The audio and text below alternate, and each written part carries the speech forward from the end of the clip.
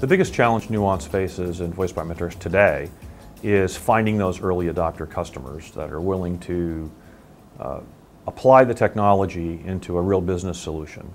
And even though the benefits are clear, the return on investment is solid, it takes a lot of guts to be that early adopter before other people in the industry deploy.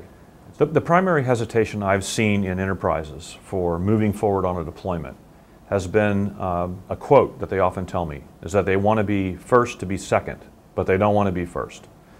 So there's a small number, a handful of existing referenceable consumer-facing voice authentication solutions deployments today. And as a result of that, the early adopters are still moving forward. But in the context of this macroeconomic climate that's been very depressed, it tends to thwart innovation. And so early adopters are really harder to find in the last year or so than they had been previously. Everybody claims that they're going to be quick to be second. The fast follower group is very large, but the early adopter group has been small and I think slowed down by the economic situation. In the last 18 months, we've seen 3 customers go into production mode in consumer-facing deployments.